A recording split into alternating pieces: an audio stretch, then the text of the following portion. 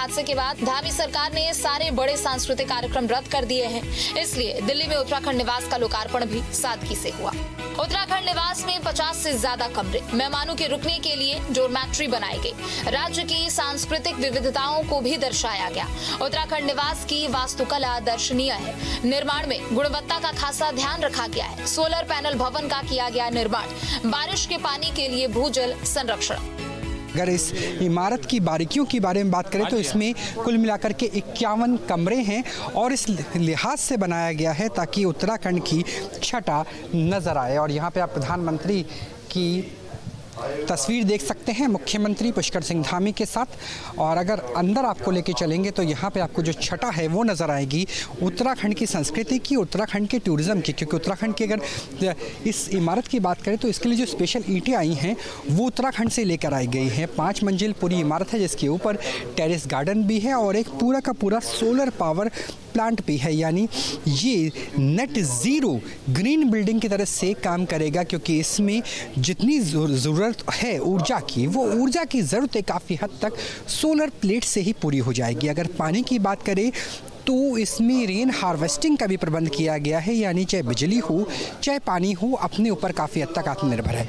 अगर उद्घाटन की बात करें तो यहाँ पर आप हरिद्वार के कुंभ के परिदृश्य देख सकते हैं। उसके बाद ऋषिकेश में किसी तरीके से राफ्टिंग होती है और उसके बाद टिहरी गढ़वाल, पौड़ी गढ़वाल का ये पूरा का पूरा इलाका जो नज़र आता है, ये इस छटा को बनाता हुआ दिख रहा है कि किस तरीके से यहाँ पर जो तैयारी है वो नज़र आती है। उत्तराखंड की जब हम बात करते हैं सबसे पहले बात आती है 4 धाम को लेकर के, और उसी तरीके से उत्तराखंड की जो छटा है वो नज़र आ रही है। क्योंकि यहाँ पर जैसे ही हम आगमन करते हैं तो यहाँ पर हमें 4 धाम की छटा नज़र आती है। सबसे अगर बात की जाए तो यमुनोत्री, गंगोत्री, बद्रीनाथ, केदारनाथ सबसे ऊपर हैं।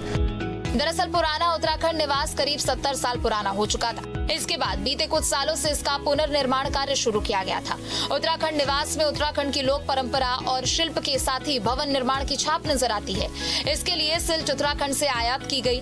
5 साल के पूरे भवन के ऊपर जहां एक तरफ सुंदर रूफटॉप गार्डन नजर आएगा तो दूसरी तरफ सोलर पैनल भवन निर्माण में ग्रीन बिल्डिंग कॉन्सेप्ट को अपनाया गया है, जिसके तहत अपनी ऊर्जा जरूरत के लिए उत्तराखंड निवास लगभग आत्मनिर्भर रहेगा, जिसमें बारिश के पानी के लिए भूजल संरक्षण से लेकर रूफटॉप सोलर प्लांट तक शामिल है। इस मौके पर सीएम धामी ने लोगों को संबोधित भी किया।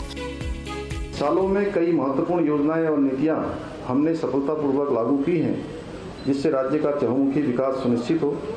यही कारण है, जैसा अभी मुख्य सचिव महोदय ने बताया यहाँ से, कि इसी कारण से सतत विकास के लक्ष्यों को प्राप्त करने में नीति आयोग के द्वारा जो रेटिंग जो इंडेक्स जारी किया गया है इस वर्ष का, उसमें उत्तराखंड राज्य को पूरे देश में पहला स्थान प्राप्त हुआ है। मैं इसके लिए आप सबको बधाई देना चाहता हूँ। साथ ही ईज ऑफ डूइंग बिजनेस में राज्य को अचीवर्स तथा स्टार्टअप रैंकिंग में लीडर्स की श्रेणी प्राप्त हुई है। जीएसडीपी में 33% की बढ़ोतरी हुई है, जो एक हमारे लिए अच्छी प्रेरणा भी है और प्रोत्साहन भी है। और यही नहीं, आज हमारा राज्य युवाओं को रोजगार देने में भी आज अग्रणी राज्य बनकर उभर रहा है।